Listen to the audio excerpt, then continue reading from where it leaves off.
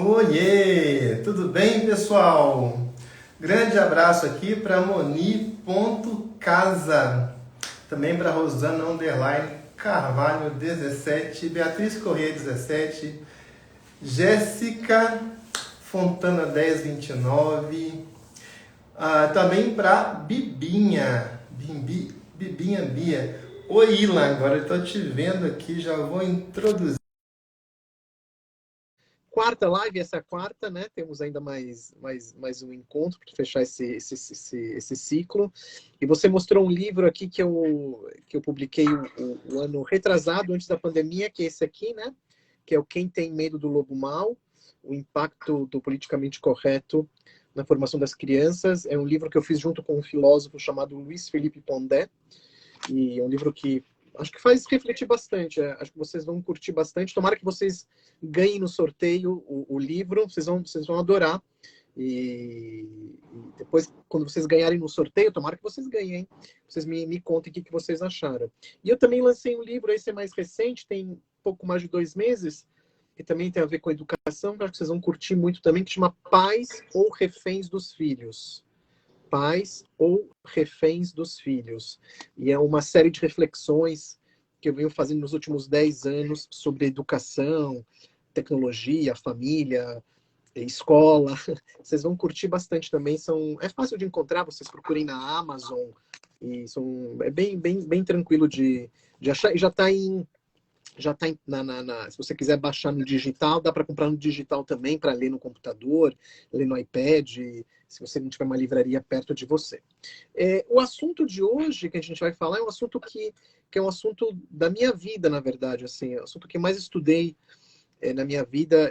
Meu doutorado na USP aqui em São Paulo tem a ver com esse assunto, que é essa questão do medo que nós temos, do medo das crianças, né? De como que a gente acha que alguns livros não são tão adequados para as crianças, porque a gente muitas vezes não entende como funciona a mente da criança, como funciona a psique da criança, como funciona o coração da criança.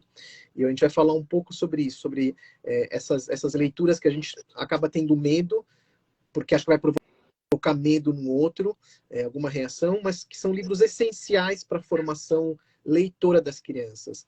E o Edivaldo sabe que eu gosto muito de interação. Eu passei a tarde inteira no Museu da Língua Portuguesa, aqui em São Paulo. Fui dar uma palestra para um grupo educacional e eu adoro interação. Então, eu fui lá fazer esse meu encontro, eu abri para as perguntas. Eu adoro perguntas, né? Porque eles me tiram um pouco do roteiro. Eu tenho um roteiro já bem claro, eu escrevo sobre isso, então eu vou seguindo o roteiro. Mas eu gosto muito de sair do roteiro para poder lembrar de coisas novas, às vezes, que eu esqueço de falar. Então, se vocês quiserem perguntar, eu vou falando. Se quiserem perguntar, perguntem, a gente para e eu vou seguindo um pouco da demanda de vocês, o que vocês estão querendo ouvir. Então, eu vou começar falando, para falar sobre literatura, né, aquelas que a gente tem mais medo. Eu vou falar de um tema, que é um tema, Edivaldo, que muitos pais e muitos professores têm medo de tratar em sala de aula para criança, que é a questão da morte. Né? A gente tem muito medo de falar sobre a morte com as crianças. E eu entendo por quê. Eu tenho 2 filhas pequenas. O meu pai e a minha sogra morreram quando elas eram pequenas. Né? Então, o meu pai ele faleceu, minha filha mais velha tinha 2 aninhos, 3 anos por aí. Depois minha sogra faleceu 2 anos depois, ela tinha 5 anos e a pequenininha tinha 2. Então, eu sei como que é essa questão da gente ter que falar que a avó morreram. São temas muito delicados. Mas tem muitas pessoas que eu entendo isso, uma forma de proteção. Acho que a gente não deveria falar sobre isso com as crianças. E eu discordo plenamente. Eu acho que a criança ela tem uma sensibilidade e ela tem uma consciência que a pessoa que ela ama não está mais do lado dela. Que o bichinho que ela cuidou não está mais do lado dela. Ela absorve o ambiente ao seu entorno, né, no seu entorno, e sabe o que está acontecendo. A gente está vivendo 2 anos quase de pandemia e a morte está muito presente né, no noticiário, no dia a dia das crianças também, infelizmente. Então, a questão é o que a gente faz? A gente nega, põe um tampo os olhos, fala, não, ela não precisa saber disso, mas ao mesmo tempo ela vai absorvendo isso e deixando aquilo lá crescer de uma forma desordenada dentro dela, desordenada. É isso que acontece muitas vezes quando a gente não trata do assunto. Então, por exemplo, a questão da finitude, ela é muito bem tratada numa literatura para criança de muita qualidade. Numa literatura infantil de qualidade, a questão da finitude e da morte, ela é compreendida, ela é colocada de uma forma muito bonita. Tem uma história zen budista bem antiga, por exemplo, que ela trata isso, uma história que as crianças adoram ouvir essa história. Essa história, eu não escrevi ela ainda, é uma história que está em vários livros budistas, mas é uma história que eu já contei muito para a criança, ela entende isso, né? É uma história que fala de um aluno, e esse aluno teve aula com um mestre, muito, muito famoso. E esse aluno depois ia se tornar um grande mestre também, o mestre dos mestres. E ele, quando era criança, ele relata, né, que quando ele estava com o seu mestre, ele estava na casa dele, e o mestre disse assim, meu caro aluno, ele era pequenininho, eu vou sair, e daqui a pouco eu volto para a gente ter a nossa aula. Você, por favor, não mexa em nada aqui na minha casa. Principalmente naquele vaso. Aquele vaso, ele olha, é uma raridade. Séculos e séculos ele está na nossa família, você não toca nesse vaso. Eu já volto. Edivaldo, falar para uma criança que ela não pode mexer em algo é como convidar ela para mexer, você sabe, né? Aí essa criança esperou o mestre sair e não deu outra, né? A primeira coisa que ela foi pegar foi nesse vaso, né? Ela tirou o vaso, começou a mexer, a olhar, gente, que vaso é esse que vale tanto? E não deu outro, o vaso caiu. E se espatifou em centenas de pedaços. O menino ficou desesperado. Juntou todas as peças, foi juntando. Colocou as peças, todas as peças eram né, um vaso pequenininho, juntou as peças nas duas mãos. E quando ele fez isso, o mestre voltou. Ele escondeu as mãos atrás do corpo dele. E o mestre chegou e falou, qual é o problema, meu aluno? O aluno falou, eu posso fazer uma pergunta? Eu quero te fazer uma pergunta. O mestre, faça a pergunta. O que é a vida? O que é a vida?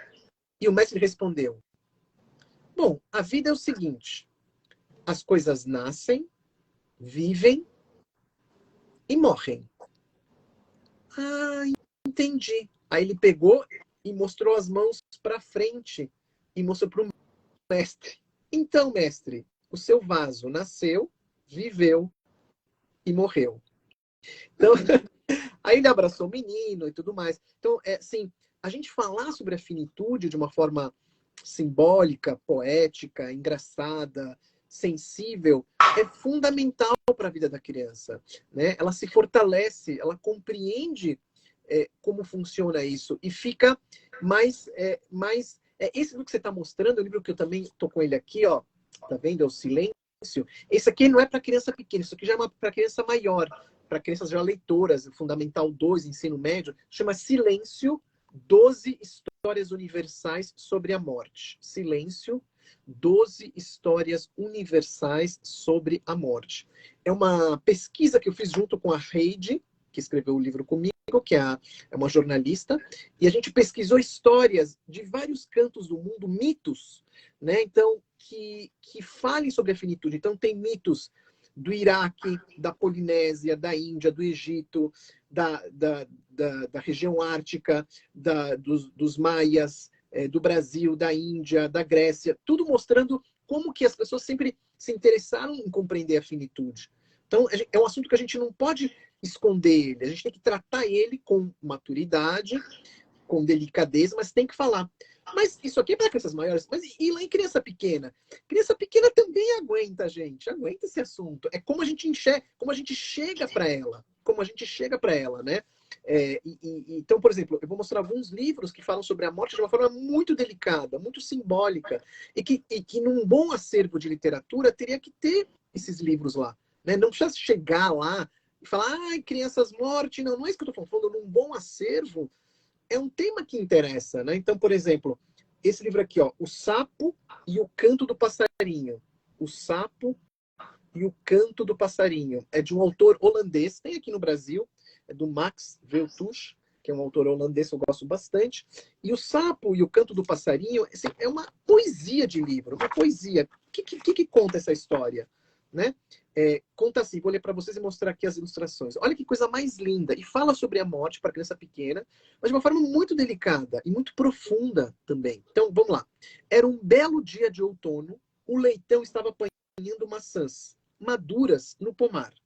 Quando chegou o sapo, ele parecia preocupado. Aqui as ilustrações. Se quiser tirar os comentários para as pessoas verem as ilustrações melhor, que seria bacana. Nós estamos com um probleminha aqui no nosso Instagram. Quando eu toco a tela, acontece o que aconteceu antes do início da live. Mexe. Então não mexe. Tá joia? Tá bom. Vou continuar. Vou tentar mostrar mesmo assim para vocês. Ok. Tá? Achei uma coisa, ele disse, o sapo. O que? Perguntou o leitão. Venha comigo, eu vou lhe mostrar, respondeu o sapo. E lá se foram eles. O leitão estava nervoso. Quando chegaram numa clareira, o sapo apontou para o chão. Veja, ele disse, aconteceu alguma coisa com esse melro. Ele não se mexe. Então, tá vendo? Ele chamou o sapo e eles encontraram aqui, ó, um passarinho aqui morto, ó, um melro. Tá vendo? Os dois. Está dormindo, disse o leitão. Então chegou a pata. Chegou a pata. Está dormindo. O que houve? Ela perguntou interessada. Algum acidente? Psiu, ele está dormindo, disse o sapo. Mas a pata achou que o passarinho parecia doente. Naquele instante, o coelho vinha andando pelo bosque. Viu de longe que alguma coisa estava acontecendo e foi ao encontro dos outros. Ajoelhou-se ao lado do mel e disse, está morto. Morto, disse o sapo. O que é isso? O coelho apontou para o céu azul. Tudo morre, ele disse. Nós também? Perguntou o sapo. O coelho não tinha certeza. Talvez, quando ficarmos velhos, ele disse. Precisamos enterrá-lo, disse o coelho. Ali no alto da colina. Juntos, eles fizeram uma maca e atravessaram a campina, carregando o passarinho. Cavaram um buraco fundo no chão. Durante toda a vida, ele cantou canções lindas para nós, disse o coelho. Agora está descansando. Com todo cuidado, colocaram um melro morto dentro da cova. O sapo jogou flores em volta dele e depois cobriram o passarinho de terra. Finalmente, colocaram uma pedra em cima. Estava tudo muito tranquilo. Não se ouvia nenhum som, nem mesmo de passarinho cantando. Estavam todos comovidos e voltaram caminhando em silêncio. De repente, o sapo saiu correndo na frente. Vamos brincar de pegador? Ele gritou animado. Leitão, está com você. Eles brincaram e riram até o sol se pôr. A vida não é linda, disse o sapo. Cansados, os amigos foram caminhando de volta para casa. Quando passavam pelo alto da montanha, ouviram um som. Na árvore, um melro cantava uma linda canção, como sempre. Gente, é uma pena que vocês não estão vendo as ilustrações, mas isso aqui é um livro tão profundo, mas tão profundo, né? Tanto quanto o conto que eu acabei de contar do Zen Budismo. Né? Fala de morte, fala de respeito, né? De legado, fala de renascimento, fala da alegria da vida a partir da consciência que temos com a própria morte. E é um livro delicado, ele não vai chegar e vai machucar nenhuma criança. Aí a pergunta que você pode estar se fazendo agora, uma pergunta que pode aparecer, mas isso é um tema, de novo, que vai interessar para a criança? Eu vou contar um caso para vocês em relação a isso, para vocês verem que às vezes isso interessa, sim. Eu estava trabalhando num hospital público, trabalhei durante muitos anos em hospitais públicos e li muita história para crianças doentes, crianças com câncer, crianças com problemas nos rins, muitos anos fazendo isso. E eu tive uma experiência num hospital, esse hospital era o Hospital da Baleia, chama, hospital lá em Minas Gerais. Ele existe, Hospital da Baleia, em Belo Horizonte. E eu fui para esse hospital para fazer uma formação em serviço. O que significa isso? Formação em serviço é você mostrar para os profissionais que vão fazer o trabalho como se faz o trabalho. Né? Através de vocês viram um modelo. Aí eu cheguei no hospital e a gente foi na área da hemodiálise. E na hemodiálise tinha um menino de uns 12 anos fazendo hemodiálise. Os 2 rins estavam falhando. E um médico me comentou, estava lá perto, falou que o menino estava bem mal. Assim, se ele não tivesse um transplante, ia ser uma, assim, era caso muito grave mesmo, precisava de um transplante, muito grave. E aí eu falei, eu vou ler para esse menino. Aí eu peguei um monte de livros que eu tinha separado, né? Conhecia eles todos. Essa é a nossa função. Conhecer os livros antes de apresentar para os alunos. Senão a gente pode se surpreender. Conhecia todos.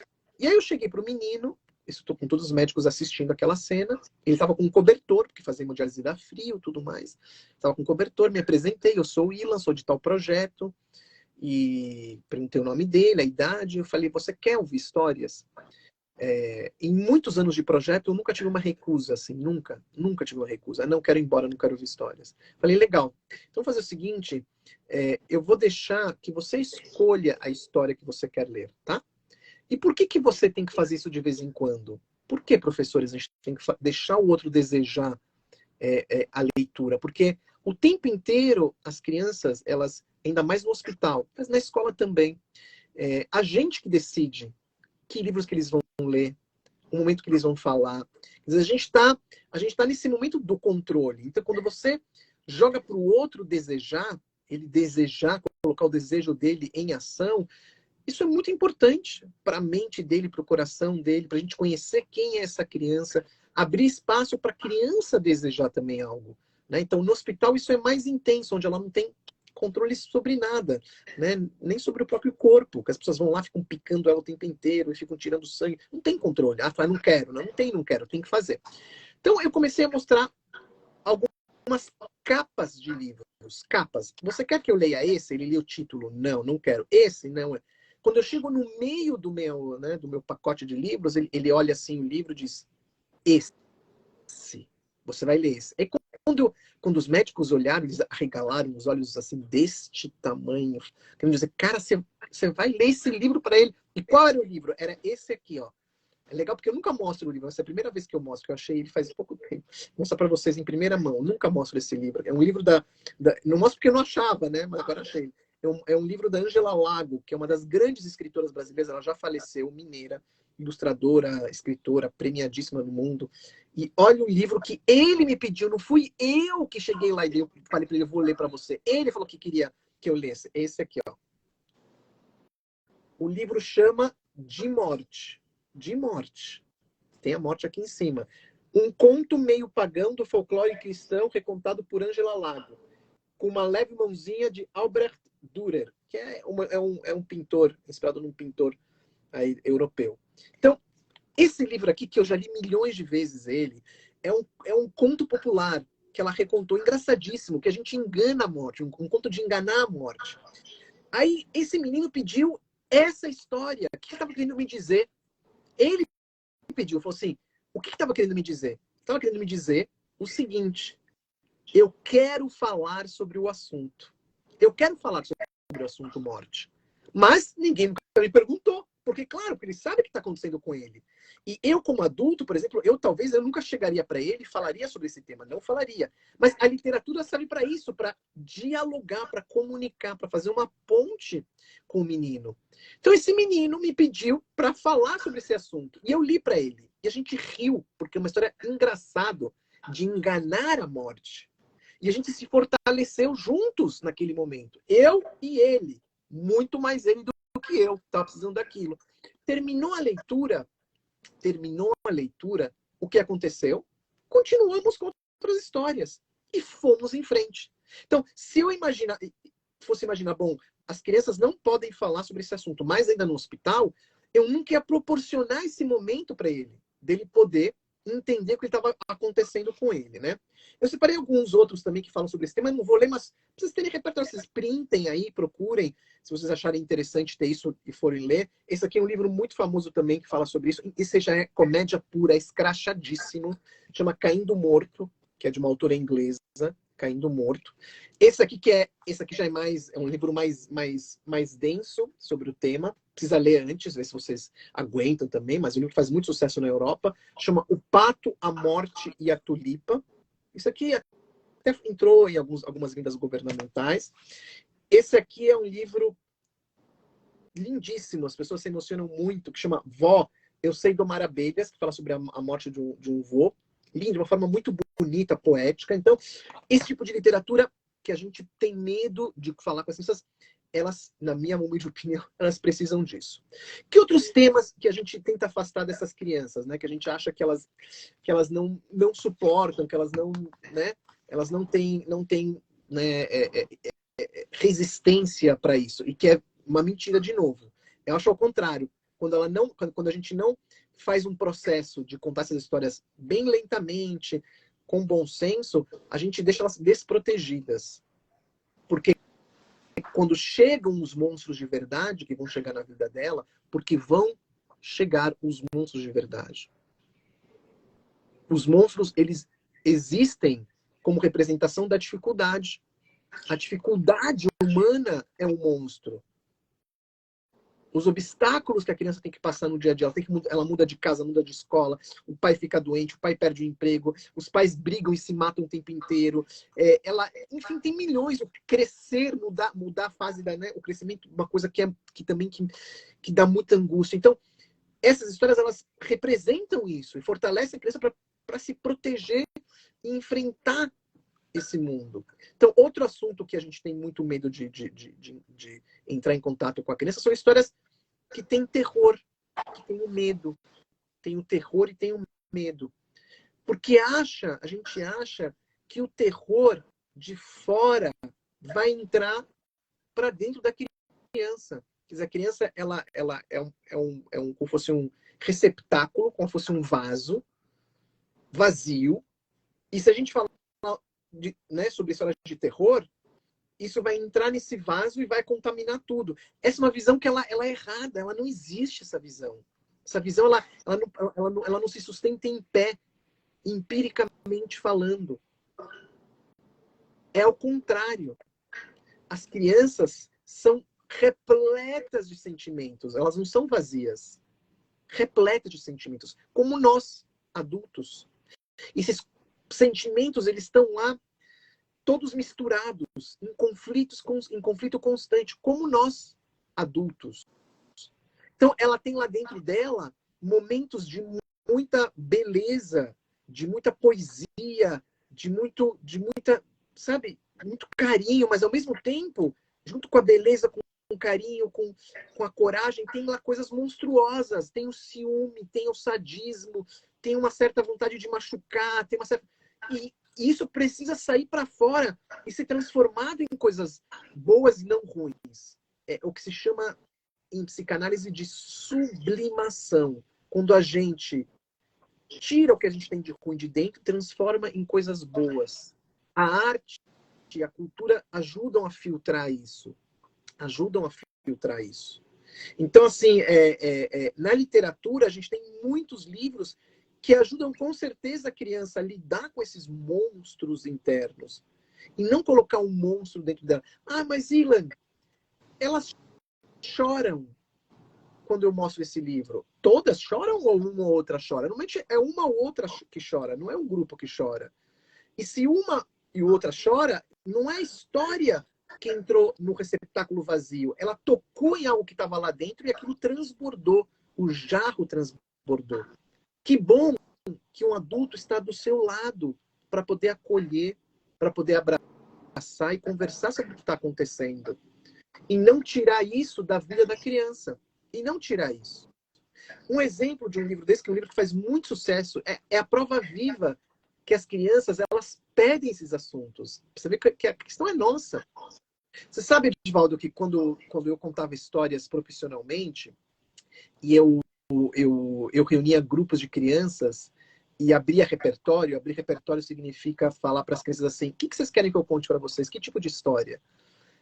Quando as crianças tinham acima de 7 anos, era batata, né? Ah, Ilan, conta histórias de terror. Era sempre isso, conta história de terror. História de terror, história de terror. Você deve ter visto na sua infância, conta de assombração, conta. Então, a gente tem duas hipóteses em relação a isso. Ou as crianças são psicopatas, serial killers, ou as crianças pedem histórias de terror para entender o terror interno que elas vivem. E é claro que a segunda hipótese, é óbvio, elas querem histórias de terror para dialogar com o terror interno e tentar tirar isso para fora. Tirar para fora. Então, eu lembro que, antes de mostrar o livro, eu queria mostrar 2 livros em relação a isso. Eu lembro que aqui em casa, coisa muito interessante aconteceu. Eu cheguei há muitos anos, assim, aconteceu isso há muitos anos. Quando eu fui no Jô Soares 2 vezes, né? Nos anos 2000, né? Foi em 2010 e 2012, uma coisa assim, Foi em 2010 e 2012. Eu fui 2 vezes. Tá lá no meu canal do YouTube, quem quiser assistir como o meu encontro com o Jô Soares. E numa das vezes que eu fui no Jô, eu contei essa história, aconteceu uma coisa também maravilhosa, assim, foi engraçadíssimo, né? Vou contar aqui o que aconteceu, uma fofoca aqui que aconteceu. Mas foi filmado, apareceu na TV também isso. Eu contei a seguinte história, que eu estava aqui em casa, né? Isso tem muitos, muitos anos, minhas filhas eram pequenas.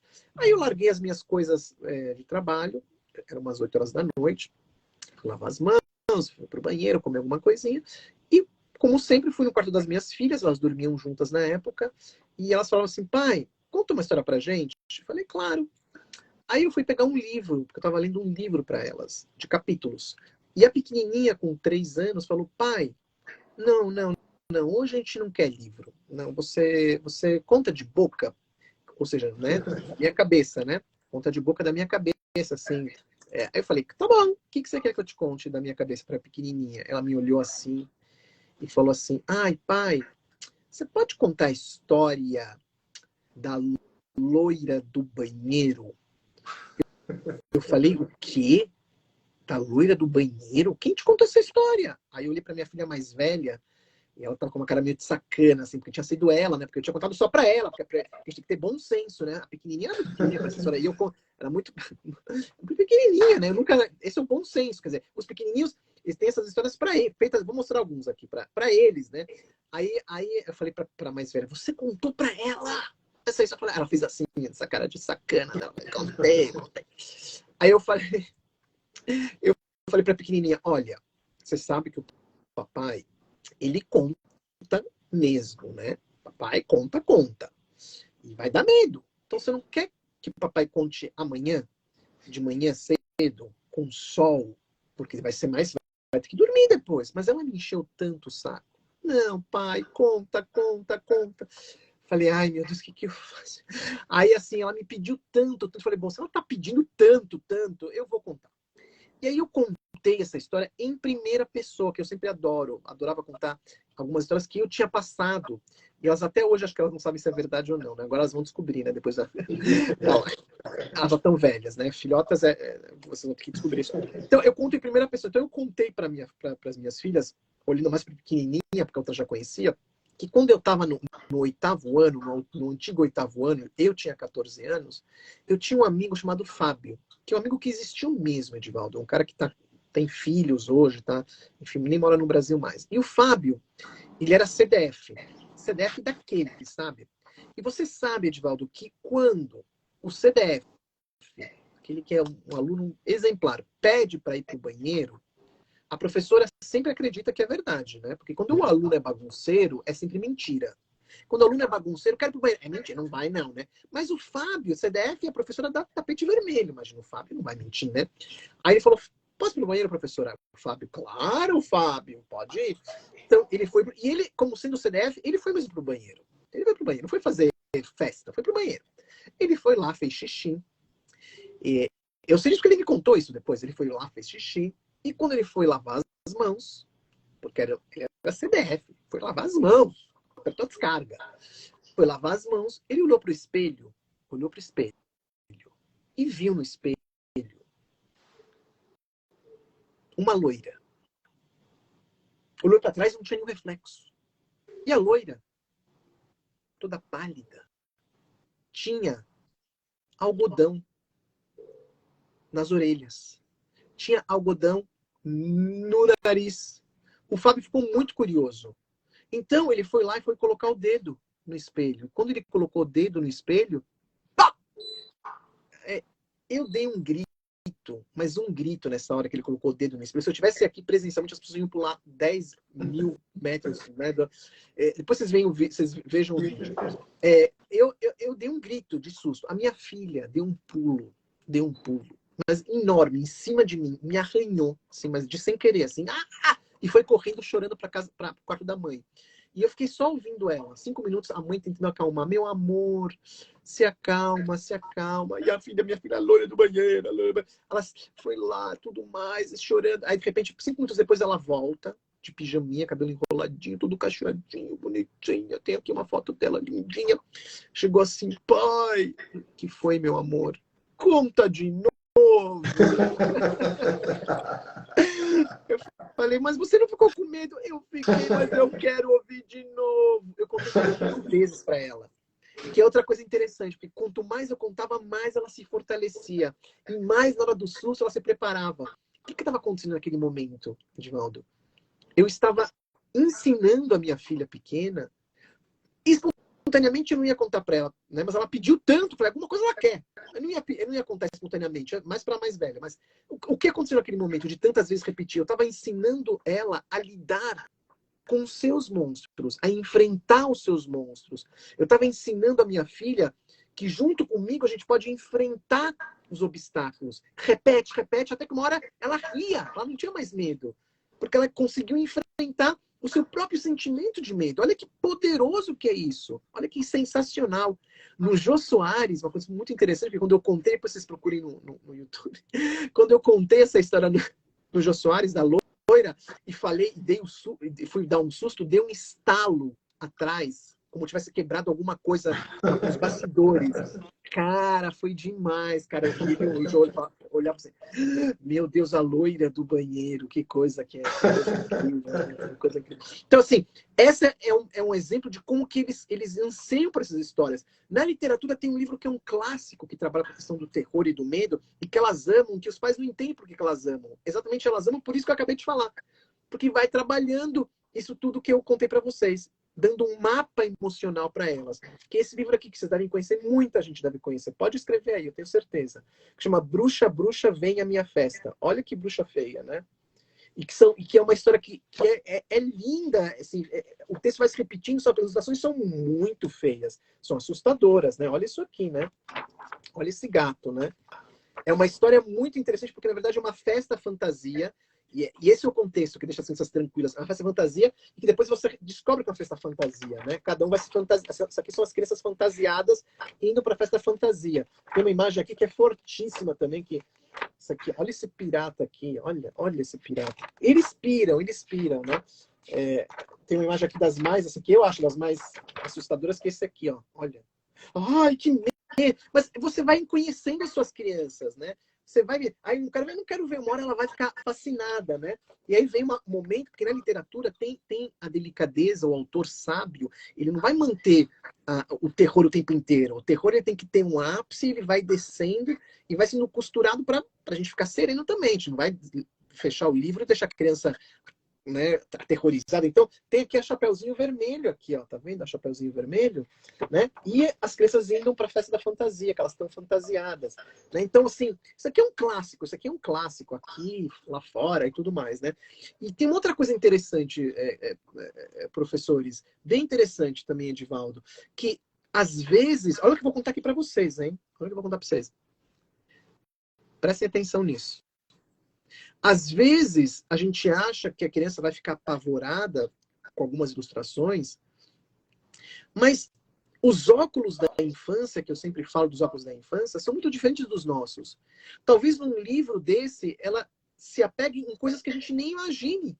Então, eu vou dar um exemplo para vocês. Eu estava no Rio Grande do Sul, há muitos anos, lendo esse livro, num grupo, numa favela no Rio Grande do Sul, numa creche. E nessa creche, né, no Rio Grande do Sul, uma menina de 5 anos, 5, 6 anos, estava fazendo contraturnos, né, uma menina, né, maiorzinha. Eu mostrei esse livro para ela, ela me pediu para eu ler para ela, não fui eu que ofereci, ela me pediu, eu estava lá no acervo, e ela, as ilustrações todas, muito tranquila. Quando chegou nessa aqui, tá vendo?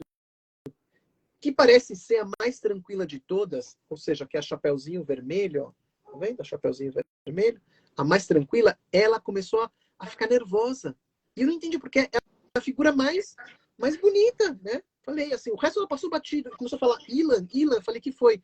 É sangue, é sangue? Falei, aonde você tá vendo sangue? E ela apontava o chapéuzinho vermelho aqui, a volta do chapéu vermelho, que era tudo vermelho.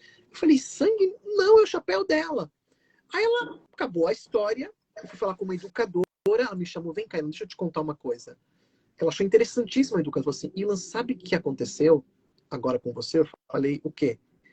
Eu acho que aconteceu o seguinte, essa menina, ela viu uma cena terrível semana passada aqui na comunidade, perto da casa dela. Tinha uma pessoa que foi morta, foi assassinada, com um tiro na cabeça, e tinha sangue em volta da cabeça dela. Tinha sangue. Então, a análise que a gente fez é que a figura mais linda da história fez com que ela falasse sobre isso, colocasse isso para fora, que estava lá preso, angustiando ela. Mas era a figura mais bonita. Ou seja, a gente não tem controle. A gente não tem controle sobre isso. Controle zero. Tem outro livro aqui também que é um clássico também sobre essa questão do terror e do medo, e que é um dos meus livros preferidos e das minhas filhas quando eram pequenas, que eu lia 1000 vezes. E muitos adultos não entendem essa história. As crianças entendem. Elas sacam demais essa história. Que é o Agora Não, Bernardo. Que eu amo de paixão essa história. E é uma história que muitos adultos ficam, mas Ila, eu falei assim, mas é isso que acontece mesmo. Tem camadas simbólicas nessa história. Você não tem que escutar a história, professores. Atenção. Uma história de um livro é como uma cebola. Uma cebola. Tem várias camadas. A linguagem tem várias camadas. Quantas vezes a gente escuta as pessoas falando sim, eu quero, mas você sabe que a pessoa não quer? Ou vice-versa. Quantas vezes você escuta um discurso que você sabe que aquele discurso quer dizer completamente o contrário? A linguagem é um mistério. A linguagem é uma potência. A linguagem é um mar de possibilidades. Na literatura, isso que se concretiza. A história ela tem muitas e muitas camadas. Então, não acho que uma história que fale sobre isso que eu vou contar agora para vocês quer dizer isso que aparentemente quer dizer. Quer dizer isso e muito mais. Então, vou ler para vocês que é uma história rapidinha. Uma história extraordinária e é uma história que fez parte da minha vida. Como pai, como educador, como escritor, porque é uma referência para mim esse autor, que é um autor inglês. Que Agora Não, Bernardo. Então, olha só essa história e não consigo ver as reações que vocês vão ter, mas as reações são das mais variadas. Né? O que eu posso afirmar para vocês, as crianças amam, no geral, amam essa história. No geral, crianças pequenas. Né? Começa assim, né? Oi, pai, disse o Bernardo. Né? O pai está aqui martelando aqui, e o menino fala, oi, pai, disse o Bernardo. Agora não, Bernardo, disse o pai. Oi, mãe, disse o Bernardo. Agora não, Bernardo, disse a mãe. Tem um monstro no jardim e ele vai me devorar, disse o Bernardo. Agora não, Bernardo, disse a mãe. Bernardo foi para o jardim. Oi, monstro, ele disse para o monstro. O monstro devorou Bernardo inteirinho, pedacinho por pedacinho. Então, o monstro entrou na casa. Uá! Fez o monstro por trás da mãe do Bernardo. Agora não, Bernardo, disse a mãe do Bernardo. Olha a cara do monstro. O monstro mordeu o pai do Bernardo. Agora não, Bernardo, disse o pai do Bernardo. Seu jantar está pronto, disse a mãe do Bernardo. E ela pôs o jantar na frente da televisão. O monstro jantou. Depois ele viu televisão, leu uma revistinha do Bernardo e quebrou um brinquedo dele. Vá para a cama. Já deixei seu leite no quarto, gritou a mãe do Bernardo. O monstro subiu para o quarto. Vai subindo para o quarto com o ursinho do Bernardo. Mas eu sou um monstro, disse o monstro. Agora não, Bernardo, disse a mãe do Bernardo. e acabou. Uau! Então, assim, e é um livro, cara, assim, assim, ele foi classificado como um dos 100 principais livros, os 100 mais importantes livros da Inglaterra, dos últimos 100 anos, né? Lá ele, né, é um sucesso esse livro lá. Então, e ele é muito forte, um livro muito forte, né? Porque você tem lá abandono, você tem lá negligência. Essa é a leitura que a gente faz como adultos, abandono, negligência, né? Você não ser escutado. Mas, além disso, tem várias outras camadas da história que a criança pode se identificar, pode falar, pode, na repetição, pode trabalhar isso, porque às vezes a gente se sente como o Bernardo. E não só uma criança. Eu às vezes me sinto como o Bernardo, que ninguém me escuta. Ninguém me escuta, ninguém quer dar bola, ninguém dá... Você fala assim, você sente que nem o Bernardo. Então é legal poder entender que você não está sozinho. Gente, a gente não está sozinho. A gente não está sozinho nisso. Imagina a criança falar, meu Deus, eu não sou o único que me sinto assim. O Bernardo também é. Que potência que é isso? Que potência. Tem um livro que eu recomendo muito que chama A Cinderela Chinesa. Recomendo muito esse livro. E a Cinderela Chinesa é a história de uma menina, história real, de uma menina que ela é abandonada pela família, abandonada lá na China, abandonada. Uma família horrível, só uma avó decente, que tinha uma avó decente. E essa família abandona essa menina num orfanato, e uma madrasta faz isso, por isso que chama Cinderela Chinesa. E nesse orfanato, essa menina, ela encontra a sua salvação, a salvação desse sentimento de abandono, que nem o Bernardo, aonde? Na literatura, nas histórias.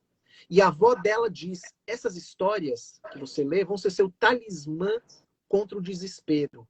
Um talismã contra o desespero. E por que nas histórias? Porque essa menina adolescente encontrou nas histórias protagonistas parecidas com ela, que também foram abandonadas, que sofreram, mas nos livros que ela lia, isso fortalecia as personagens. Então, ela também se fortaleceu quando ela entendeu que ela não era a única a ser abandonada. Vocês estão entendendo a profundidade disso? Isso aqui não é um livro qualquer, não é um livrinho, como a gente acha. Isso aqui é muito profundo. É muito profundo. É muito profundo. Então, as crianças têm essa necessidade, que eu falo muito, de costurar os pedaços que vão sendo soltos na vida dela. Porque a gente vai se machucando na vida e vai se despedaçando. A criança também se despedaça com esses sentimentos. A literatura costura esses pedaços soltos. Ela vai costurando. E costurando, costurando e costurando.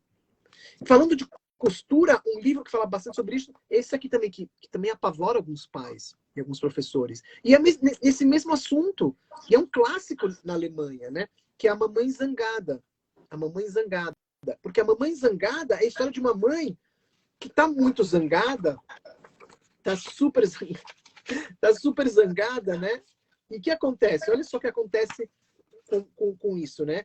Que a mãe, ela acorda gritando com o filho, porque ela tá zangada, que acontece de vez em quando. Só que ela grita tanto, que o menino, que é o que faz a história, ele fala assim, me despedacei em pleno ar, porque ela gritou tanto que o filho ficou despedaçado, e cada pedaço foi caindo num canto. Essa história é incrível, cada pedaço num canto. Só que no final, exatamente isso que eu conto para vocês, no final, a mãe, como que é a realidade, ela se sente arrependida e fala que estava num mau momento e vai o quê? Colando essa criança, ou seja, ela vai resgatando esse amor.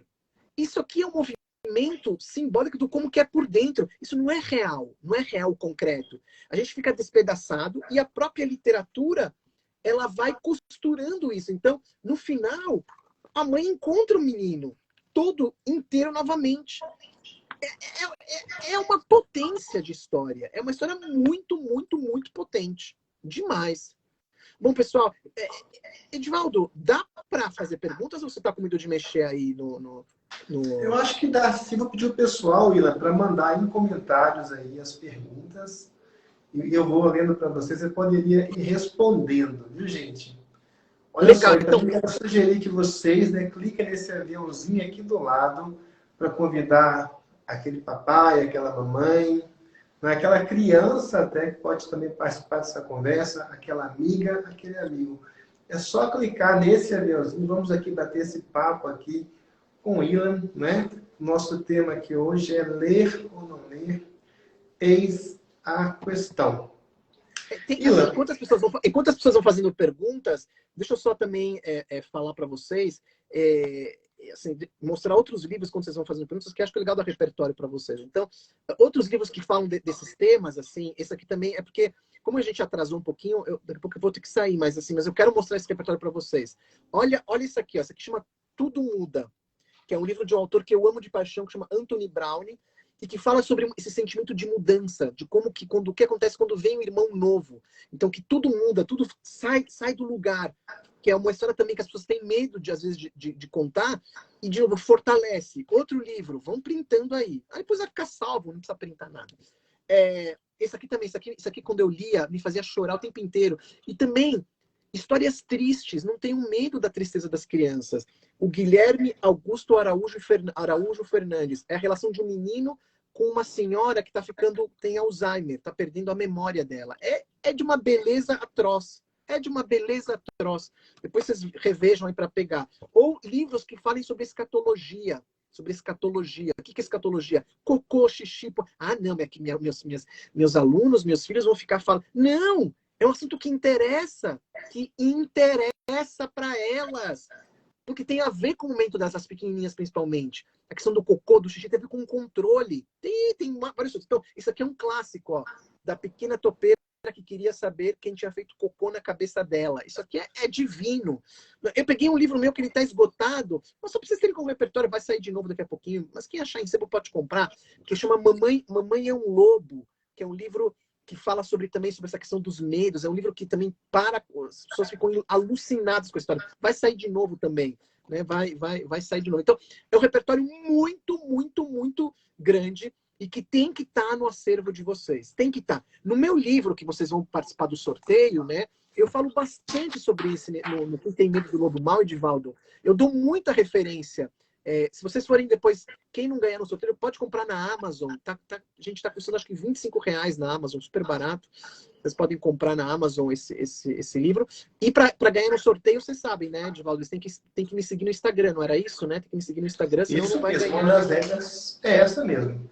Tem que me seguir no Instagram. Põe aí para eles verem qual é o meu Instagram, porque senão vocês não vão ganhar o livro também, hein? Olha lá, vocês não vão ganhar. Vê se não vai dar pau aí, pelo amor de Deus.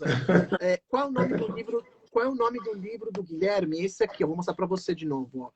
Ó. Guilherme Augusto Araújo Fernandes. Aqui, ó. Edivaldo, esse livro é lindo. Esse livro aqui é lindo de morrer. Assim, é muito emocionante. Eu sempre me emociono muito ao ler esse livro. Muito, muito, muito. A editora é Brink Book, né? Bem legal. Quem mais? Vamos ver aqui. As perguntas. Mamãe é um Lobo. Tem nas escolas de São Paulo? Tem, é verdade. O governo comprou. É verdade. É verdade. Vamos lá se aparece aqui as perguntas. Muitos elogios aqui. Eu agradeço todos os elogios. Aqui, vamos lá. E as histórias clássicas? O que você acha? Devemos desconstruir algumas? O lobo mau pode virar lobo bom? Simone, que pergunta boa. Edivaldo, você está vendo como preciso de perguntas? É isso. É isso, não adianta. Se a gente não tem perguntas, não tem essa... Que pergunta boa, agora eu vou te responder. A minha resposta. Não devemos desconstruir histórias só pelo fato de desconstrução. A gente tem histórias boas de qualidade que falam sobre personagens que a gente conhece de formas diferentes. A questão é quando a gente muda a história do lobo mau achando que isso vai fazer mal para a criança. Então, isso não deve ser feito. Então, você pode ter as histórias do lobo tradicional, que eles precisam, e histórias talvez boas, bem escritas, que tem um lobo bonzinho, mas não vai fazer sucesso. Eu já te aviso, Simone. Eles podem até fingir, mas não vai fazer. O sucesso é o lobo mau, porque o lobo mau, Simone, e dentro do lobo mau você tem várias vertentes, você tem várias adaptações até do lobo mau. Tem uma que chama A Verdadeira História do Lobo Mau. Não sei se vocês conhecem essa, que é engraçadíssimo. Mas assim, o lobo mau ele representa para a criança o lobo interno dela. não é o lobo externo. Então, a gente achar que com o lobo bom a criança vai ser boazinha é um erro. Não vai ser boazinha coisa nenhuma, porque nem é isso que a gente quer. A gente quer que ela seja uma pessoa pensante, que ela viva, que ela consiga lidar com seus conflitos. O ser bonzinho, o que significa ser bonzinho? Na verdade, tem momentos que você precisa extravasar o lado mal. E como você extravasa? Através da literatura, através, né, com o físico, você correndo, brincando, para tirar isso para fora, a raiva para fora. Então, se você não trabalhar a raiva interna, isso vai fazer mal para a criança. Dentro dela, vai fazer mal. Vai fazer mal, muito mal. Então, assim, boas histórias podem ser adaptadas. Eu fiz isso com Até as Princesas Soltam Pum. Eu fiz isso, que é muito, muito importante. Vamos ver quem mais aqui. Espero ter respondido. Qual o Instagram? O pessoal está perguntando. É o @ilan.brenman. Deixa eu aqui, arroba. Se colocar aqui, sumiram, né, os meus comandos. Eu vou ouvindo mais as mensagens. Coloca aí, por favor, então. Ó, coloquei aí para vocês, ó. @ilan.brenman. Mas eu não vou conseguir fixar, porque quem tem que fixar aí. Mas tá aqui, ó. Procurem aí no meu, @ilan.brenman. Ô, Ilan, eu gostaria de fazer uma pergunta para você, que seria a seguinte, Ilan. Existe, na sua visão, algum assunto que é absolutamente proibido para as crianças?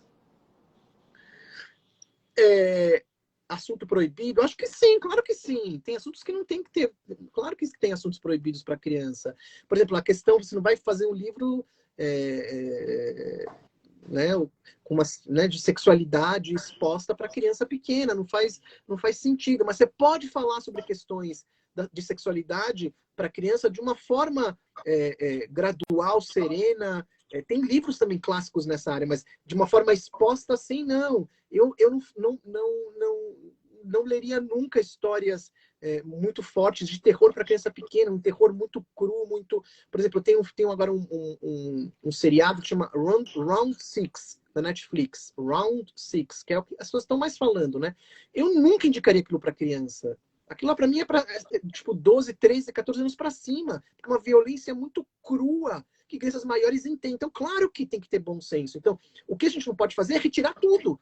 Se diz jogar fora o bebê com a água, você diz. Joga a água e o bebê joga... Não, porque tem histórias que vão trabalhar o terror com nível para a criança aguentar. De novo, tem os contos de fadas. Eu acabei de mostrar alguns aqui que são bem light, suaves, e você vai subindo numa gradação. Né? Assim, você tem assuntos que realmente não interessam para a criança. Assim. Você vai falar sobre... Da forma que você for contar para a criança, tem que prestar atenção nisso. Isso é uma coisa... isso é uma coisa óbvia, né? É bem importante isso que você perguntou.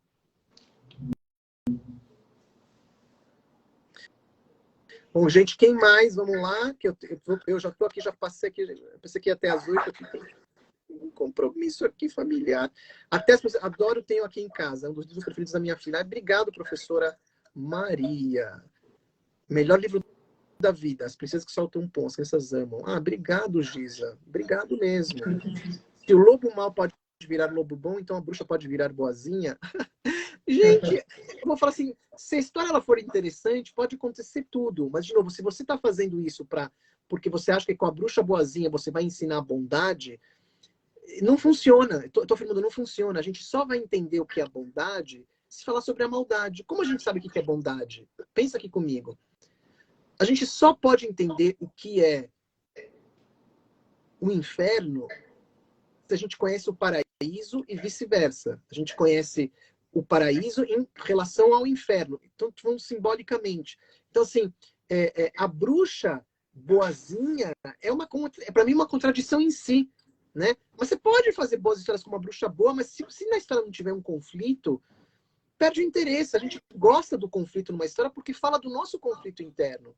As histórias mais legais que tem é quando aparece esse conflito. Né? Então, assim, no Mágico de Oz, né, que a gente tem aquele clássico dos anos 40, anos 30, anos 40, tinha lá a bruxa boa, mas tinha a bruxa ruim. Então tinha essas duas, né? Você colocar as duas é bem legal, a bruxa boa e a bruxa ruim. Isso apareceu também na Alice, né? Na Alice, a bruxa, né? A bruxa vermelha, a bruxa branca, a rainha vermelha, a rainha branca, tinha bondade, tinha maldade. É isso que interessa para criança e para a gente também, não só para criança. Você ia assistir uma novela sem Odete Roitman? Nunca. Uma novela sem Carminha, não ia ter novela.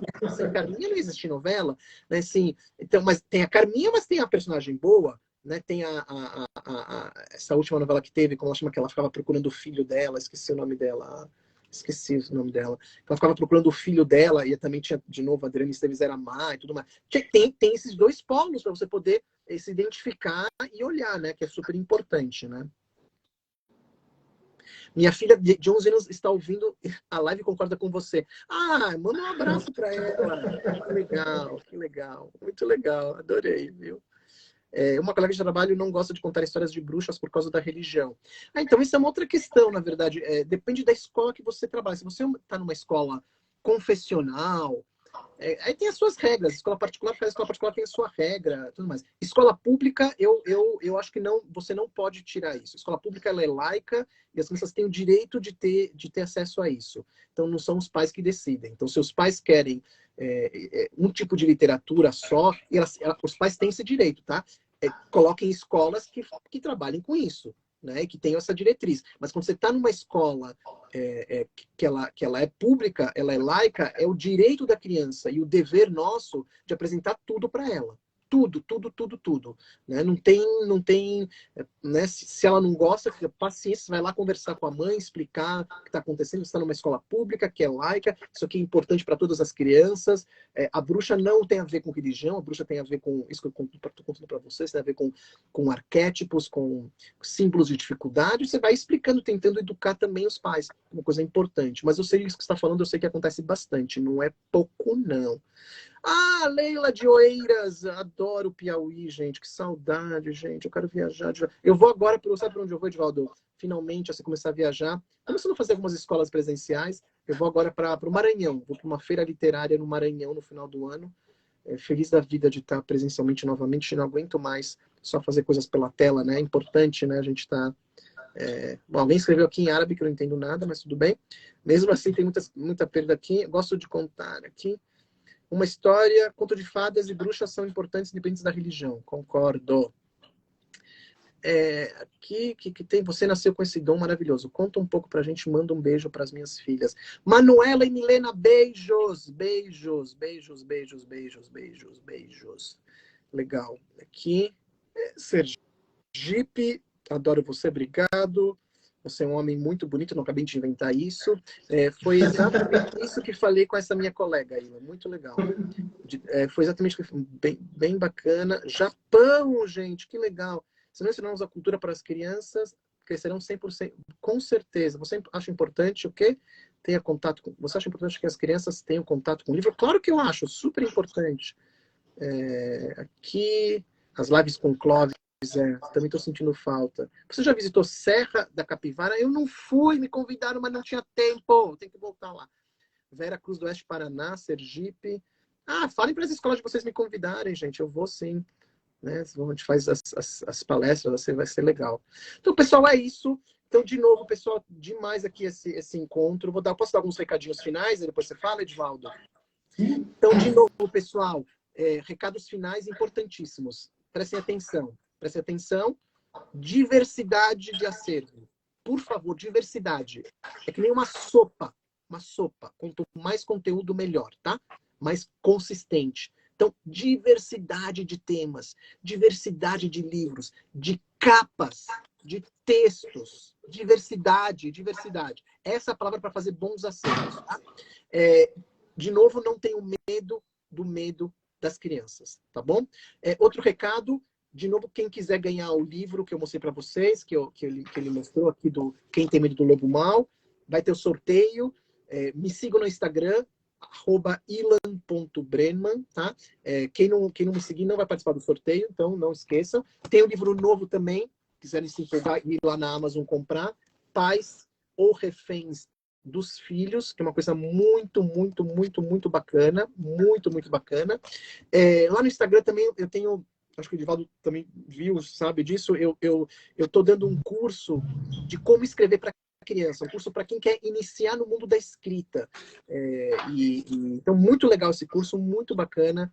E vocês só entrar no meu Instagram, no meu perfil, clica no meu perfil, ele te leva para ver esse curso. É um curso bem focado na escrita, né? Como escrever para criança, para iniciantes, que é bem bacana. Que mais que eu tenho para falar? Acho que é isso. Os meus livros todos, grande parte que o Edivaldo mostrou, ele... Se não achou no Kindle esse livro, não tá sim. Os dois estão na Amazon. Pode procurar. Os dois estão na Amazon. Eu vi hoje. Pode procurar. Eu estava falando para você. Os meus livros, grande parte deles estão da Moderna, então vocês podem procurar, assim, concentrar, entrem no site da Moderna, então quase todos os meus livros estão lá, livros lindos, capa dura, capa brochura, temas diferentes e tudo mais. E o meu Instagram, a Giza está me ajudando, minha assessora Ana Paula, que hoje estamos com problemas técnicos, colocando aí @ilan.brenman. Vocês podem aqui me encontrar. E acho que é isso. Esqueci alguma coisa? Esqueci, Edivaldo, alguma Acho coisa? que nós vamos marcar, né, o próximo encontro, nós divulgaremos oportunamente para que todos possam participar. Essa live vai ficar gravada e o certificado de participação você pode extrair e expedir em www.redepedagogica.com.br/pro. Você faz assinatura lá, Pro Básico, que é gratuita, e você pode expedir o seu certificado sem pagar nada. Ai, bacana, pessoal. Edivaldo, olha, obrigado. Eu vou ter que sair agora. Aqui, todos os seus tem no Kindle, Ilan? Não tem. Só para adultos tem no Kindle e o resto é papel. Gente, livros de papel, tá? O Kindle é legal para adulto, mas para criança é livro de papel, por favor. Por favor, livro de papel, que é o que dá...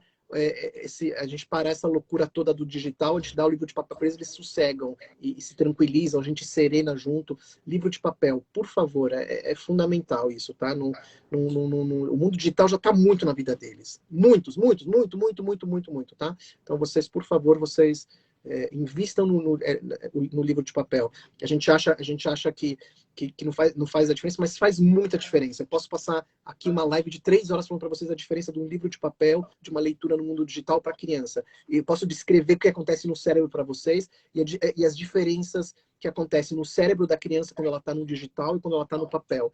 Então, papel, gente, livro de papel e a relação é completamente diferente, tá bom? Por favor. Então, pessoal, valeu, obrigado a vocês. Espero vocês no meu Instagram. Boa semana pedagógica, pessoal. Boa semana pedagógica para todo mundo. Essa semana eu não vou participar porque eu não entendo sobre esse assunto de avaliação. Eu vou participar talvez como aluno, vou lá dar umas bisolhadas para aprender com essa turma maravilhosa aí sobre avaliação. Mas numa outra semana pedagógica, quem sabe... Na próxima, você está convidado, viu, Ilan? Na 9ª. Nós vamos conversar sobre isso. A gente pensa num outro tema. Essa de avaliação eu vou como aluno para aprender com vocês, com o meu amigo Lino Macedo, meu grande amigo Lino, tá bom? Pessoal, obrigado, um abraço para todo mundo, abração aí, Edivaldo, fique bem aí todo mundo e até uma próxima. Tchauzinho. Até a próxima, Ilan. Até mais, muito obrigado. Pessoal, então esse foi Ilan Brenman, doutor em educação, psicólogo, escritor, uma alma muito sensível, né, que esteve aqui falando deste tema tão importante, ler ou não ler. Eis a questão, né? Uma das dicas do Ilan Brenman foi essa aí, final, de você valorizar a diversidade. Obviamente, nós temos que ter bom senso na hora de escolher os livros para as crianças, mas nós não devemos fazer censura, né? Na verdade, as crianças têm direito de acesso às informações. Muitas vezes, a grande questão é como apresentar esses temas tão espinhosos. E é muito bacana você ter aí, né, essa curadoria do Ilan Brenman, que é uma pessoa muito letrada, muito experiente, né? Deu várias dicas aí. Nós vamos depois, lá no curso, disponibilizar as capas de todos os livros que o Ilan mencionou aqui, para que você possa depois procurar, adquirir aquele livro que lhe chamou mais a atenção. Para você participar desse curso, basta você ir em www.redepedagógica.com.br/pro. Lá você, então, se inscreve na assinatura Pro Básico e você tem acesso a certificado gratuito, sem precisar, obviamente, pagar nada. Não só essa live, mas as demais. Lembrando que esta é a quarta live, né? Aula com Ilan Breman. Nós tivemos 4 já e vamos ter mais uma. Estas 5 lives integram um curso de literatura infantil que está disponível gratuitamente para os assinantes da rede pedagógica pró-mensal, pró-semestral ou pró-anual. Você pode assinar o programa de formação continuada da rede pedagógica por no máximo R$10. Vejam, escutem bem, no máximo R$10 mensais. Vem o que nesse pacote? Vem o acesso a todas as semanas rede pedagógica, não é? Nós já estamos agora chegando à 8ª, temos aí já 7 realizadas. Vocês têm acesso também a 2 cursos por ano, 2 cursos de 60 horas com certificado, e ainda ganho de brinde este curso de literatura infantil, que tem Ilan Breman, não é? Que tem Mônica Tim, que tem muitos professores de referência. E como o Ilan falou, eu quero convidar vocês para participarem da 8ª Semana Rede Pedagógica, que terá como tema avaliação. Vamos ter na abertura Cipriano Lucchesi, que é a maior referência nesse assunto, avaliação, não é? Na América Latina. Vai ser bom demais. Algumas questões que surgem, mas será que existe avaliação na educação infantil? A avaliação é uma prática, é um procedimento que se refere à criança apenas, ao professor também, à escola, à própria política pública, né, de elaboração de currículos e tudo mais. Gente, é um assunto fundamental, este assunto, avaliação. Vocês não podem perder. Começa dia 1º de novembro, às 19 horas. E vai até o dia 7 de novembro, aquela multidão de educadores aprendendo juntos. Para se inscrever, né, o evento é totalmente gratuito. Você vai em www.semanarede.com.br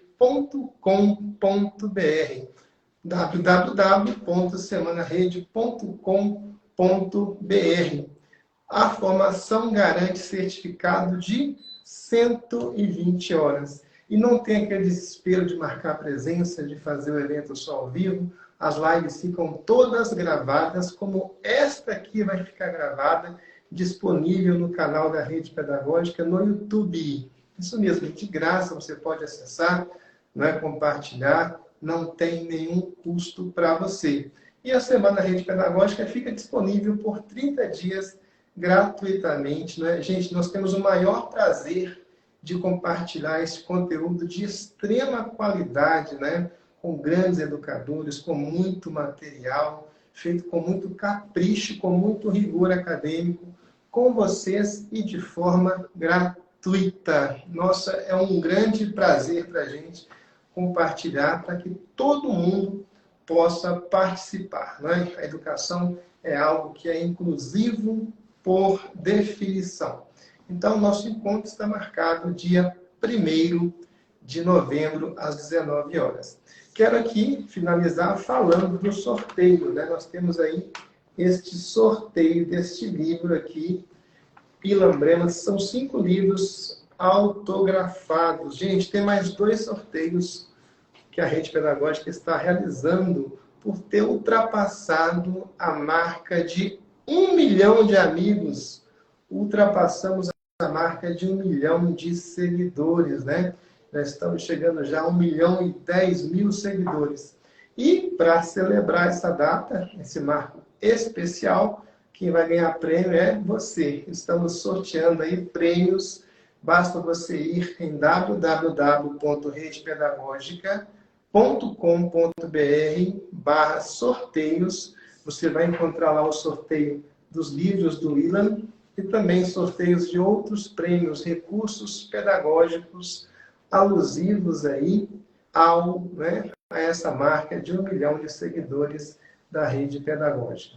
Foi um grande prazer estar com você. Convide as suas amigas, convide os seus amigos para fazer parte da rede pedagógica, a maior rede de educadores da América Latina. Tchau, gente!